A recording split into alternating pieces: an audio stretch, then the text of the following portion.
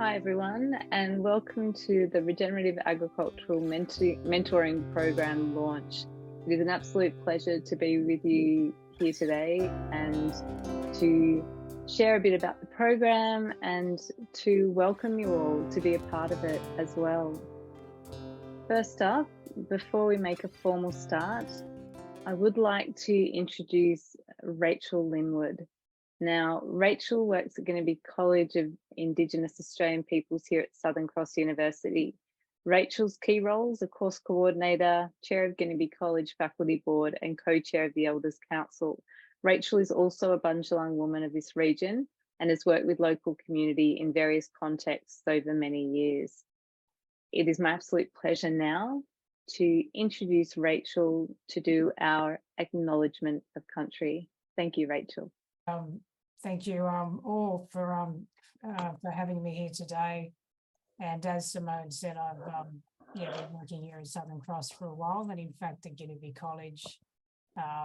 Also a Bundjalung woman of this area, and so I'm very well versed in our local community. And I often do acknowledgements when elders are not available. So Uncle Herb Roberts often does welcomes to country, and he will often ask me to come in and fill in for him when he's not able to do them. So as a Bundjalung woman, simply to acknowledge that we're an Widjabul Waiable country, and Widjabul Waiable peoples being of the wider Bundjalung nation, whose country we work and meet on today. So as always, any acknowledgement of country is about including all. It's about opening up an event that brings community together, that builds collaborations, and that strengthens our relationships between all people in this region. So it's always wonderful to open these sorts of events, and you're in great hands with Simone. She's absolutely fantastic at what she does and brings a great quality to the work. So with your event today, your meeting, the RAMP Innovation Hub launch, I trust it'll go well, and that you'll have a very enriching and very strong collaborative meeting today. So thank you for having me here as a Bundjalung woman to do an acknowledgement of country for today's event. Thank you very much, everyone, and enjoy the meeting. Thank you very much, Rachel. Great to have you here. Okay, I will just get up a little presentation I've got to share with you all today. And I'm trusting you all got to see a little agenda that I sent through. So there's a little bit of an introduction and orientation to the program. And then we will go into breakout groups where you'll meet your mentors. And then we'll come back together for some question time at the end. So again, thank you for all making time in your calendars and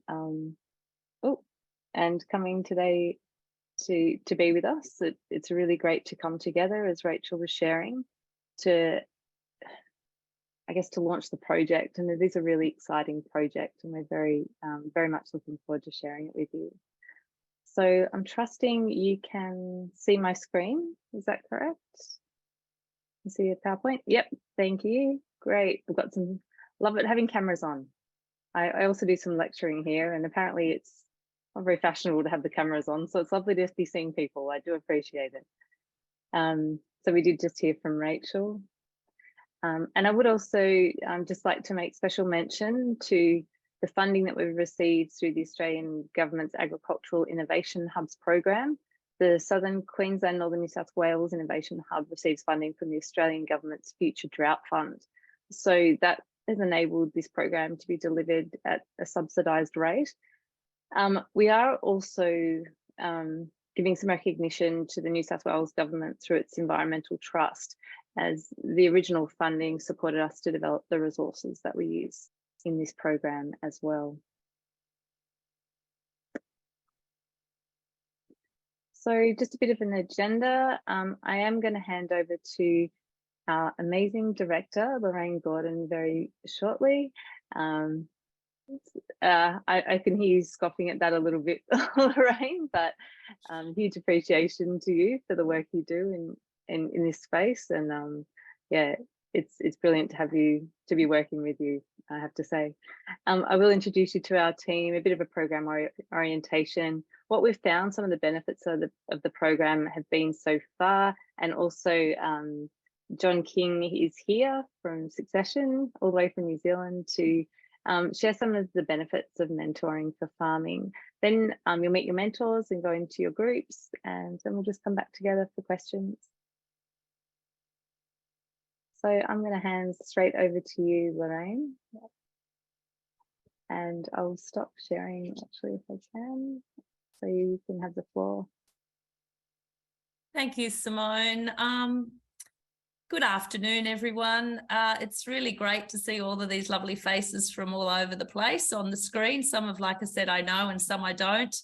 I look forward to meeting you all as you commence or continue wherever you're at with your regenerative journey. I'm actually coming today to you from Gumbunya country, down south of Coffs Harbour and up into Ebor. So it's lovely to be here. I just wanted to say, and I'm not sure, not knowing where all of you are at, who's sort of starting on a regen journey and who's already sort of partway along that, or actually quite a long way down the track. But there is actually no end point. It is a lifelong journey. And I guess it starts with step-by-step adoption of practices. And just step-by-step understanding of what regenerative actually means, what it means to be in that regenerative headspace. And that is just something that we continually reflect on. And the wonderful thing about regenerative farmers is that we're constantly asking the question, the why. Why are we doing this? Why isn't this working? What can we do better? And how can we collaborate with others to make this work? So it is so much easier to walk this journey with others, to learn together and to make the mistakes together. And of course, if you don't make mistakes, you don't learn. So you do make mistakes along the way, and that can often be the fun part when you actually get your head around the principles of what regenerative agriculture actually mean. And then you sort of start to go with the flow a little bit more and work with Mother Nature and work with your landscapes. And of course, it is important to look at all of these tools and all of these practices in the context of your own bioregion and in the context of the landscape that you're managing. And that's where the importance of mentoring does really start to come of its own. And to be able to ask those questions about your specific bioregion.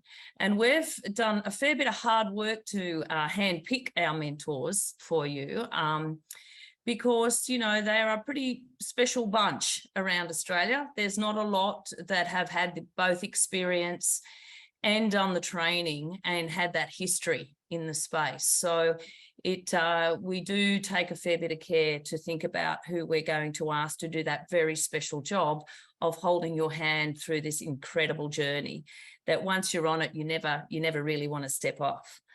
So this is the start. And like I said, some of you may well already be well and truly into that journey, but you never stop learning. And that's the exciting bit about it. You actually never get to the end point. And that is one of the principles of Regen Ag, and that's about that higher level understanding and that transformative concept of transforming yourself, your landscape, your families, your communities, and working with nature to be able to take that journey. So I'm not going to take up too much more time today because you really need to spend that time with your mentors. I just would like to warmly welcome you to the Regen family. And we all cross paths many times around Australia. And I'm hoping this will be the first step in your learning. There are so many more opportunities connected to Southern Cross University, and so many exciting things are starting to open up. So have a fantastic time, enjoy it. Don't take yourselves too seriously. Just suck it up like a sponge and walk one foot in front of the other and enjoy it. And you're in great hands with the mentors that you've been given, and in fantastic hands with both Simone and Matthew, who are heading up this program. So have a fantastic day and a fantastic week, and all the best. Look forward to meeting you all. Thank you so much, Lorraine, and great to have you here. I will now introduce you all to the rest of our team. So we are extremely fortunate to work with a great team who have actually been working together for quite some time now on different projects, and we've enjoyed each other's company so much that we've stuck around together, which I think is always a good sign when you're working with people. I'll just got a little bit of a, I'll let someone else in. Okay, and here we all are. So you've met Lorraine. You might also come across Amanda at some point. So the funding actually came through Amanda, and Amanda is an absolute dynamite. She runs a lot of projects for our team, and she will be particularly probably working with the Lismore group. She's based in the Lismore campus. So great to have Amanda working with us. John Hancock, I'm not sure if he's here today, but he is our stakeholder manager. So he does a lot communicating between people and the team. And Matthew is online today as well. I'm not sure if you want to say anything, Matthew. No, happy to be here. Good to yeah, it's good to see such a turnout. And Matthew is very humble, but he's doing his PhD in Regen Ag at the moment as well. So does a lot of the behind the scenes stuff, a lot of that magic that happens, and he is taking the lead with the research element of this project. So we are really keen to find out how mentoring works in agriculture, and how it does support people to learn, learn best. So everything that we do, we really want to see if this is the best approach that we can take and make it better. I've just seen the Lismore boardroom, so Johnny's probably down there. Hi, John. Hey, everyone down at Lismore. Great to have you all on as well. Pip, I think, is online. Pip has just been amazing support with all the administration and behind the scenes as well. And as well as Debbie, they just do such a fantastic job. So getting the invoices out is no easy task, and they've just made that all super possible. So hats off. Nathan's doing a lot of work alongside us as well. I think Nathan will be down there in the boardroom, and great to collaborate with as well. So you might come across Nathan in some of your travels, and maybe even in organising some of the workshops and field days that we have. And Rebecca and Karen are our comms team, so they might want to document your story or have a chat to you at some point just about how it's going for you as well. So that is all of us, and as everyone said before, we are just really, really excited to meet you all and be working with you. And so now I'd like to introduce you to your mentors. This is our mentor team, who are all online with us and who you will get the opportunity to meet very shortly. So Glenn Chapman is working with our Armidale and Tenterfield groups. I could talk probably for the whole hour about all of these mentors. They are just absolutely amazing. So I'll leave the introductions, and you can have a chat with them when you go into your groups, and no doubt you've heard of them all before as well. Helen Lewis will be working with our Roma St George group, our Toowoomba group, and our Longreach group. We have Craig Carter working with our Byron Tweed group and Lismore, and Simon Matson's working up in Bundaberg. So welcome all to our mentors, and it is such a pleasure to have you working with us, with our mentees. So thank you for being part of the program. Your contribution is huge. So in terms of what groups you're in, we I've just got them up here. I won't read out all your names. I'm trusting you can see that. Some of the groups are quite spread out, and we did just try to make them kind of as central and local as we could. But obviously, if you've got any concerns or questions, let us know. You will also notice that some groups have got less. For instance, Bundaberg's only got 4 people. So if you do know anyone in your region, or if you've got 5, we do have room to have one more up to 6 as part of our research. So if if you do know people in your region that are keen to join, there is still time. We can get them on board. Okay, so I did talk a little bit before about the research, and it is a really important part of what we're doing. And what we are coming up with is a documented mentorship training program. And we want to do research into the baseline principles and practices compared to post-program evaluation. So the reason we did that extensive registration survey was so we can look at this again at the end and see, hey, does mentoring actually make a difference? And our pilot results suggested that yes, it does, but this 6-month program is really going to give us some invaluable information towards that. So we might want to do some case studies on your particular experience with the mentoring program, and we're hoping to get some research publications, you know, to enable others to learn and build on what we're doing here. And as part of that, obviously everyone's anonymity is absolutely looked after. So you would have noticed that in the consent that we'll be talking like at a group or region-based level, and no individual people will be identified as part of that. So the aims of this program are, firstly, the concepts covered in the program will facilitate a transition to regenerative thinking, while the contact with our industry-leading mentors will provide local examples to solidify your learning. Secondly, the program outcomes are focused on seeing and measuring transformative behaviour and practice change on farm for you. And finally, what we would love and encourage and support you to be is the future regenerative agricultural leaders in your region.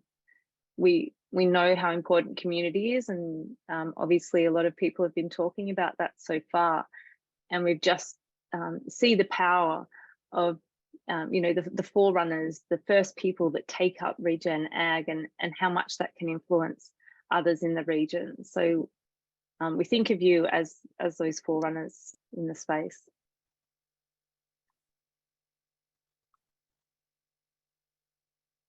So our workbook is just being finalised at the moment, and you will receive this. It's an 80-page workbook, and the idea is that it's to guide you through your journey over the next 6 months.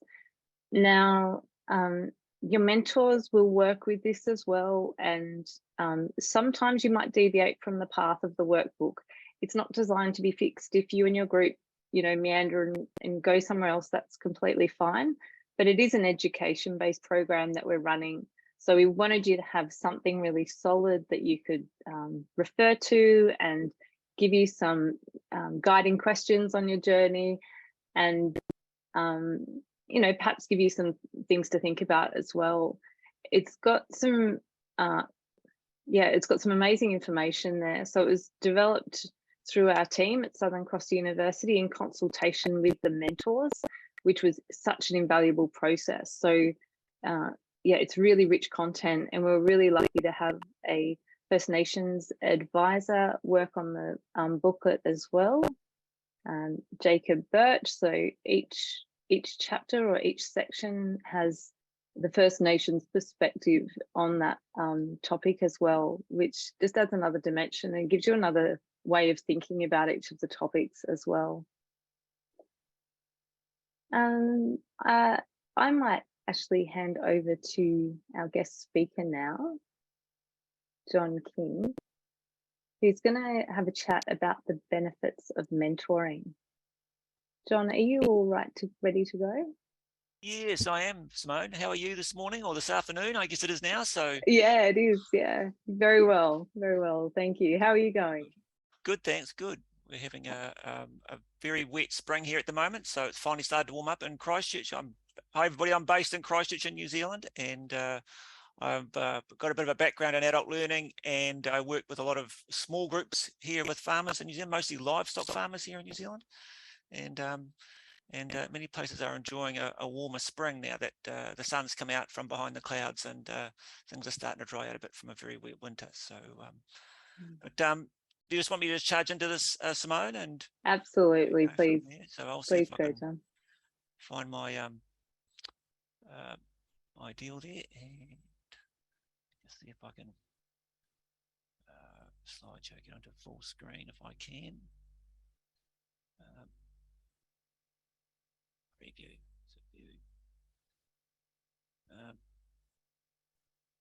As usual, I've lost my way. But anyway, we will. I can see on the bottom here, my thing keeps popping up in the bottom, and I just can't quite see. There we are. Boom. Alrighty, we're ready to rock and roll. And I'll just push you aside there, Simone.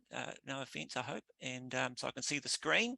So yeah, so welcome everybody. As I was saying, I'm involved with small farmer groups in New Zealand, and the big thing about being in a group, and the whole point of being in a group is of course to get some confidence.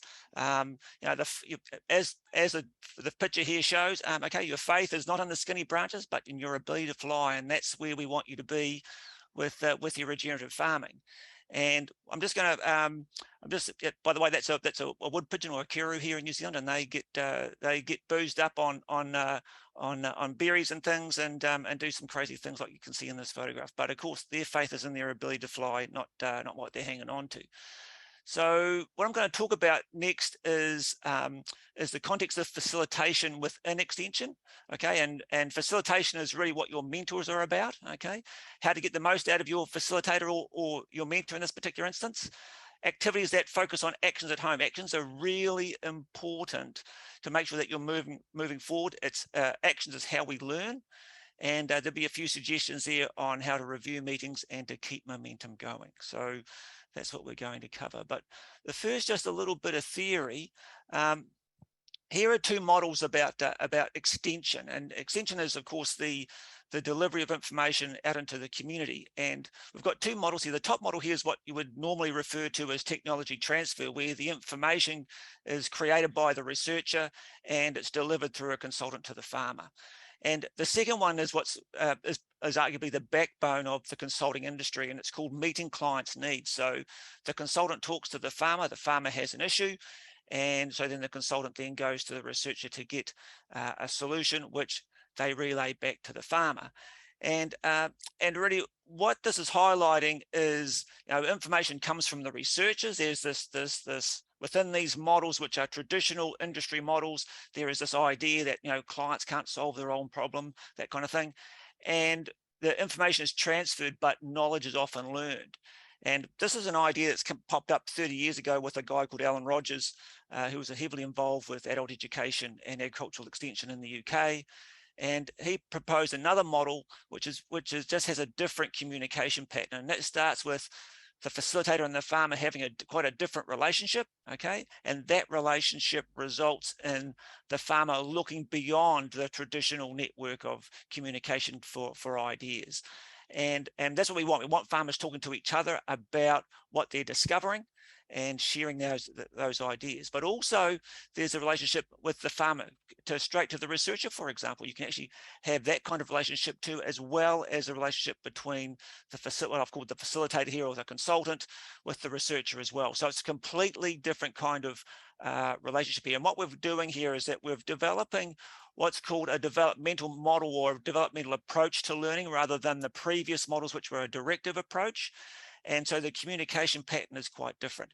And the focus here is to help you develop, move away from relying on knowledge to relying on information and to developing your own knowledge. So it's about understanding through questioning, thinking, and testing solutions until they become part of our lives, which for some of you, if you're familiar with Alan Savory's holistic management, that's really where the context checks come in.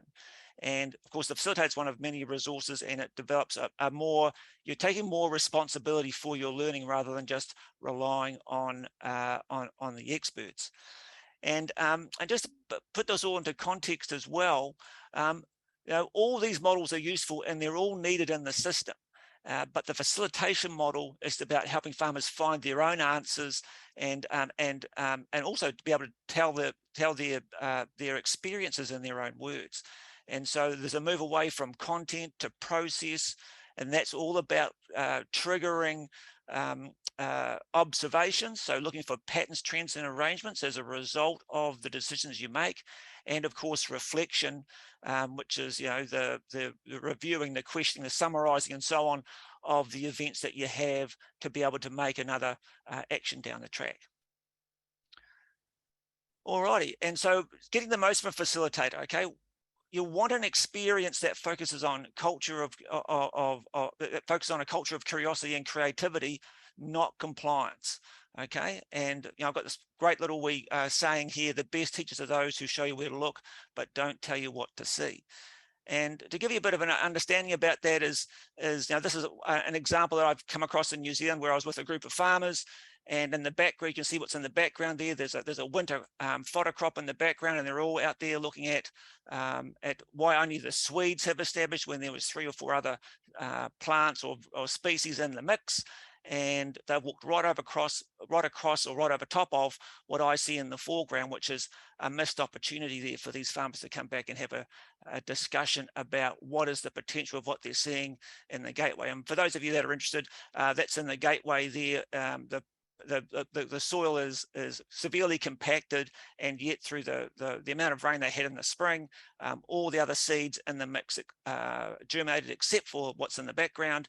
And we would have a conversation about, well, what potential could this add to the mix of things that the farmer was working with, and would it be able to save things like costs and that kind of thing. But as you can see, the farmers have moved right across it and haven't even noticed it. And one of the things that you might want to be mindful of as you go on your journey is how do your personal biases prevent you from progressing? Okay, and that's something that we all have biases, but it's recognizing when you've got them that they may actually be holding you back. And I love this little wee quote here that I've got on the right here from Gloria Steinem about, the truth will set you free, but first it's going to really annoy you. And that's when you know that you're rubbing up against your biases. So it may be your biases that are actually preventing you from progressing. And so to just be mindful of that as you're going through your journey. Another thing to be mindful of too is the nature of learning. Okay, and it's a bit of it. Again, this is another diagram from Alan Rogers from the 90s, and it's really a corkscrew type of experience. The real critical thing is around awareness raising, and when making decisions, creating a new action, having a new experience, and reflecting on that, and having further development down the track. The thing is how do you create a meaningful experience? And so with being a part of a group, the point is it's not just a social catch-up. You're there to actually get some work done, to challenge yourself, and to get things to happen differently on your property, to get the outcomes that you're looking for. And so what I would do with farmers in my groups is just a little exercise, and it would be around, what are the things, trying to establish what are the things that farmers have in common. And it usually started off with, what are the problems and opportunities that you're dealing with on your farm? And if you could address those, what would be the farm benefit? And if you knew what the farm benefit was, well, how would you measure it to prove it? And so one of the little wee exercises that I would do with farmers, whoops, got to go back one. Let me just go back one. Boom. Is this kind of form here where somebody's outlined a series of issues that they're dealing with. They've outlined what they're trying to achieve, or what the benefit they would believe it would be for their property if they address those things, and how they're going to measure that progress, and what that would look like in a face-to-face setting, which is what the next slide is here we are with a whole bunch of farmers, some guy right in the foreground here scratching his head going, okay, well, there's all these issues that we're dealing with. Okay, the next phase then is to try and find some common themes, to get them to sort those problems and opportunities into common themes, and then we would sit down and label what those common themes were. And from there, we could then identify, what were the meeting themes for the group and then start organizing some meetings around that. And so that's what we would do, or what I do with my groups here. We organize the meeting, we grab, if we need a speaker, we get that organized. We have a couple of activities, usually a brainstorming one or a review activity at the end of the day, so that people get to review what they're thinking about. And what I'd also find too with my experience is that where do groups commonly start from? Well, it's usually stuff from outside the kitchen window. So usually when groups start up, when people are new to each other, the last thing they want to talk about is what's happening at the kitchen table. And so we tend to focus on things like pasture production, animal performance, fertilizer management, those kinds of things that are outside, sort of beyond the back gate, so to speak. It's a little bit easier talking about those kinds of things than maybe business planning or financial management, certainly governance and succession. And then the real one at the bottom there, that's it's a real challenge for most farmers when they start a group, is getting into things like communication and self-development stuff. So that tends not to be on the agenda, that tends to come later. And so once people have got past the production issues and looking at those kinds of things, then we tend to have a group that starts to gel, because they've seen what's going on other people's properties and are looking for some other things to be dealing with. And so what that then allows us to do is to then start creating group themes. And from there, it's about teasing out farm action. So as an individual within the group, you'll have these general themes that the group's about, but you'll have your own farm actions. And the ideal there is to create an action plan. And so one of the things you can do is, like it's got this little flow diagram here, is that you have a problem or an opportunity. You've got an action that you want to take because it's going to create a benefit, and you might create a due date around that. And that's going to be very similar for some of you who have come across SMART goals, okay, that kind of thing. Or what I've put up here is a SMART action, which is similar, okay, so it's quite specific. It has to be measurable, so you have to be able to measure it. I've put in there action at the A because it's an action, so you should be able to tick it off. It should be able to know what you've got it done. It's realistic, so are you able to complete it? And of course, it needs to have some kind of time-bound stopgap there to signal when it's supposed to be done by, or when you're going to review some kind of progress. And here are some examples of that. Oh, sorry, that's I've just jumped a slide again. Okay, and here's some examples of that. Okay, an action might be to shift a fence. So a SMART action becomes that way of doing so. So you're going to replace 2 kilometres of internal fencing by the 31st of July. And so you know what you're addressing and how you're going to measure the progress of your actions. And so this is all pretty straightforward. Most people have that if you haven't done this before, it's really, really useful. And it's probably the best way of actually getting some progress happening. And this is what Brian Tracy says. Okay, your ability and discipline to set yourself clear goals and then work toward them every day will do more to guarantee your success than any other single factor. And so this is what hopefully this is what you can work with your mentors to get you to move forward with your regenerative agriculture journey. Another thing that's really quite useful too is with on-farm actions is that not to go too big. One of the biggest dramas that I deal with here are farmers who are the complete opposite of risk averse. They just go out there and do hundreds of hectares of something, and then they get into trouble because it's they've taken on too much risk. Okay, you want to be able to, if you're going to play around with things, then have an area that's big enough to see a difference, but it's small enough that, well, you won't accidentally do something else with it, but it won't make a difference if it all goes belly up. So just be mindful that when you're trying something new, is that it takes some time to create some confidence and to give yourself time to develop experiences and have some confidence when you're trying new things. Another thing that that might be another worthwhile sort of exercise is what I call a farm action progress. Are you getting stuck? Okay, and so what I'll do is that I will ask people to put their projects onto a piece of sticky paper, and then you've got the 5 different categories here. And I just ask them to put where they are with their 5 different categories. And so an example of that is what's happening here. This is in a cafe, and you can see the 5 different things across the top here. And most of them are at that stage where they're actually thinking about doing something. They're not at the stage yet where they're preparing to do it. And few of them are doing their projects. So this is actually happened in the winter. So they're actually, what they're thinking about is what they're going to be doing in the spring, and they haven't got to that research stage yet. So we have a chat about where they are and what they're doing to progress things along with their actions. So that's something that you can sometimes do, and quite often this generates a great discussion with people in the group, because at this stage they kind of realize, well, who's doing what where and where they are in the whole process. And so that creates more camaraderie within the group. And of course, at the end of the session, you can do something like a quick review, and you can get, as a farmer, you can sit down and go, okay, well, what are the practices as a result of what I've learned today? What are the practices I'm going to stop? What are the practices I'm going to continue, but maybe I'll change? And what are the practices I'm going to start? And then, of course, remind yourself to change your smart actions to reflect those changes.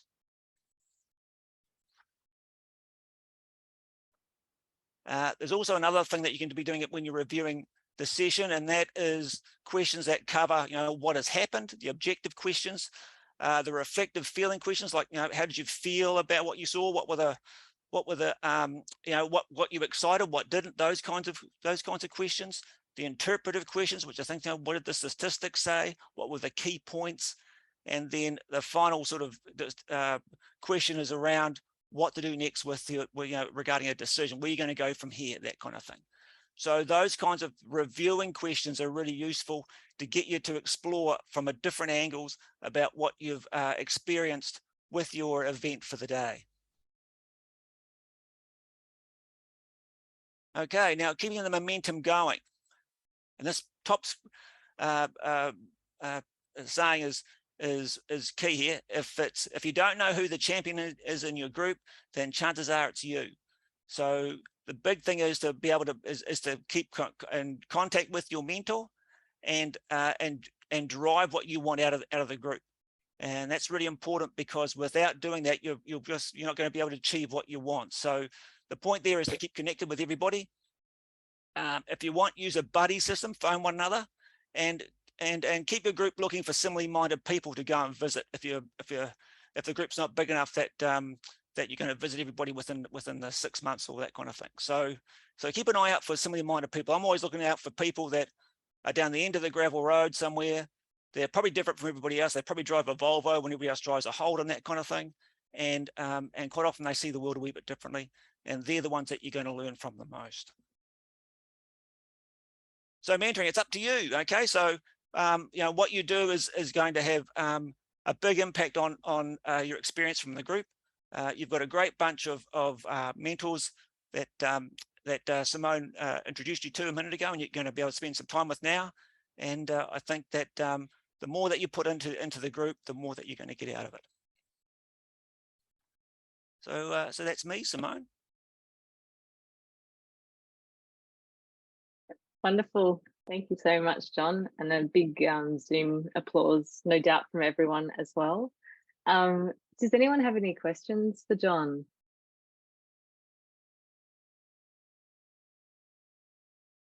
You can put up your hand, turn on your mic, pop it in the chat, whatever works best for you on Zoom. Just double check if anyone's waving or anything. Okay. No, they're all happiness filled. I probably spoke way too fast, but anyway, that's all by the by. I think they're all lined up to go and speak with their mentors now, I guess. So yeah, pretty soon. Yeah, I really appreciate what you shared there, and particularly around keeping that momentum going. And I've really observed that quite a lot. In for those of you who don't know, this is our third program that we're launching at the moment. So we're noticing that on the second program, that person that takes the lead in the group and organizes get-togethers outside of the meetings is so invaluable. The growth that's happening for those groups, and how much they're getting out of the program is huge compared to a couple of the groups that haven't had that same momentum going. So yeah, I completely agree with what you shared. I'm saying, John, very, very great insight. yeah, always get a lot out of your presentation. So thank you. Okay, so I'll just move back over to our screen now, just to share a little bit of our findings so far. These are yet to be published, but these are from our pilot program, and probably just going to echo a little bit of what John shared then, actually, but always good to have things confirmed. So get the heads up that you can see that again, which is great. Okay, so yeah, what we found from the pilot study was meeting in between sessions was really good. So 3-month pilot program, it was monthly meetings. So they just met once every month for 3 months. And what we found was the groups wanted to meet more regularly. So we've got the benefit in this program of meeting fortnightly, which is already a really great thing. But you might even find that you want to get together, you know, every other week with your group and actually go and meet on farm. Because you are based in your regional clusters, there might be opportunity to do that, and that's happening without the mentor. So just an opportunity to get together and talk through what you've learned and see how that applies actually on farm. So when you get together, in a minute when we go into our breakout rooms, you might want to have a chat about what that could look like. You'll get together, probably most of you, with a few groups, so you might just want to have a chat more generally about how you could do that and what you know, what the logistics are, like what might be the barriers to doing that as well. So kind of alongside that was that our mentees wanted to get together on farm more. So some people will have regional leaders, and we're still finalising those, who might be able to support you actually getting together on farm. Again, remember, it doesn't have to be with your mentors. We will have the opportunity in this program for you to get together with mentors on farm at some point over this 6 months, most likely, obviously, looking towards March, April. But think about ways you can do it without your mentors as well. So you are just forming a really cohesive regional hub or regional cluster between your group. And the other thing we found was having some kind of group coordinator. No one really wanted to call it a leader, but they said if there was one mentee from the group, so most of you got a group of 5 or 6, one person went, okay, I'll coordinate those activities.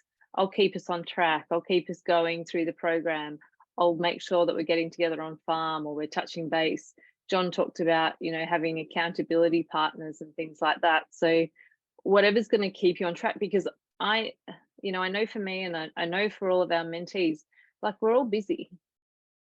But this is a really important part of our journey. You know, do we look back in 10 years and go, oh, wow, I really started to make some shifts and use that knowledge in that intensive learning period? Or do we let it slide and let it go because we know how much we put into something we'll get back in return? So if you think that's you, if you're that organising kind of person and you'd like to take that role, just have a chat about that when you go into your groups as well. We are going to organise a series of guest lectures. Now, thank you all for your suggestions through the registration program. We will finalise those shortly. We did get some feedback from our other group that's running concurrently at the moment, who said they actually wanted to hear less from the big names and more from people who had been on their journey maybe 5 or 10 years, to hear what their next steps had been. So we might find some of those people on their journey who have obviously their passion and their lived experience to actually share with you. And we will get, I might put her on the spot here, just see if she's listening. We'll probably get Lorraine to come and have a chat as well about carbon farming. She's doing a lot of amazing work in that space and is definitely a pioneer in Australia of leading the carbon farming movement with her work that she's doing on her farm. So I know that's really of interest to a lot of people at the moment. So we will make sure that that happens as well. Again, if you've got any further suggestions, always feel free to flick us an email or anything if you've got someone you'd really like to hear from.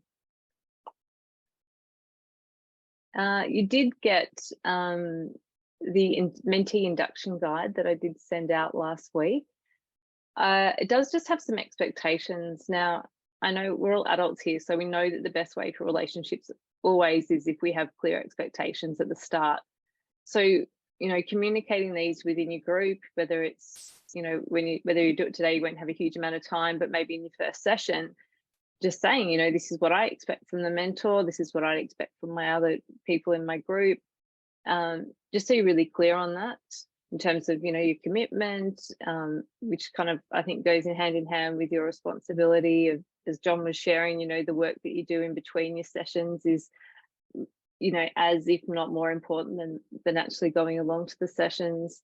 Obviously, just being respectful and just being also aware that we are doing research on the program. So any kind of data, anything you share with us, we treat it very respectfully, but also we know how valuable it is to support this kind of work in the future as well.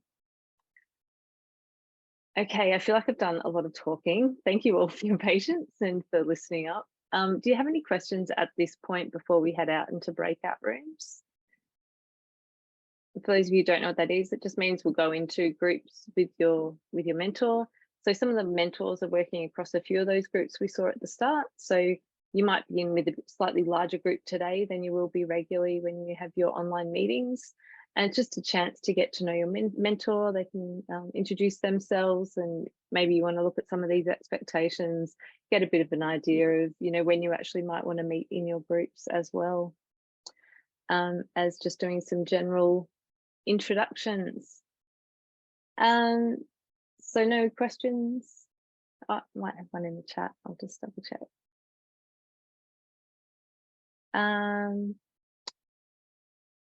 Great. No, I think that's all good. I'll just get the groups up.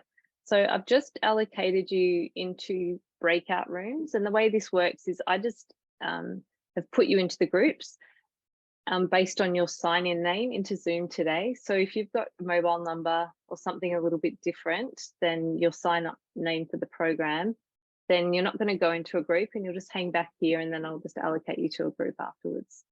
Does that make sense for everyone? It does usually take a couple of minutes to connect. I'll just float around to the groups as well, and when you're finished up, we'll all just come back together, and I'll just do a bit of finishing up and any final questions. And one of our mentors, Craig, has actually got a wedding that starts at 1:30. He's kindly came along anyway to be with us, so we might give him an early mark today as well. Thanks for being here, Craig. And I know a lot of you have changed things around, so very much appreciate it at the last moment. Okay, if there's no questions, I will, I'll open the rooms. So enjoy the time with your mentors. I'll see you shortly. Just letting you know that because this is research as well, we do take the confidentiality really seriously. So even though me and Matthew have access to the data from that survey that you did at registration, your mentors don't have access to that. So, you know, as much as you want to, you know, kind of give them a bit of background about where you're at and where you want to go, obviously that's going to really support them as well. And yeah, I guess as I shared, the more you work as a group and, you know, kind of self-organize and get together, you know, the more powerful the learning is going to be with them for you as well. Did anyone have any other questions at this point? As you know, me and Matthew are here. The way it works and that we've noticed working in this program, and thanks Jody, and Glenn, who's on our program at the moment, might agree with this or not. Me and Matthew, I guess, take a little bit of a back seat from this point, and you know, really going into your mentor's hands. For those of you who don't know, I don't have an ag background, but I've got a strong passion in environmental education for probably about 25 years. I've been working in environmental education, so that's where my passion to work on this program has really come from, and a huge respect to what farmers do. I it kind of blows my mind a lot at the work that everyone is doing here. So thank you for that. And I guess that's my passion, is to support you on the ground from the back seat in terms of what we can do to support your work in transitioning or learning more to regen ag, wherever you're at on your journey. We just want to support that. So do keep in touch. Let us know how the program's going. We'll probably check in about 3 months, just do like a bit of a midpoint check-in and see how you're all going. And I'll send out some emails, not a lot, maybe once a month, just to give you a bit of an update on where all the groups are at, and if there's anything exciting happening. You know, we've got the biological, Matthew might be able to help me, the conference coming up at Southern Cross University in December that some of you might be interested in coming along to. It's based at Lismore campus. I think it's a 3-day conference. So yeah, there's some really great opportunities. So, you know, I like to share those. If you've got anything you want me to share with the wider group, just let me know as well. Okay, if there's no more questions, thank you all for your time today. Really lovely to meet you all, and enjoy your journey. I trust it'll be a very exciting and enriching one for you all. Thank you. Right. Thanks, Simone. Bye. Thanks, everyone. Thanks, Simone. Thanks, Simone. Thanks. Bye. Thank you. Thanks, Simone. Thank Pleasure. you. Thanks, Julie. Bye. Bye, everyone. See you. Thank you. Thank you.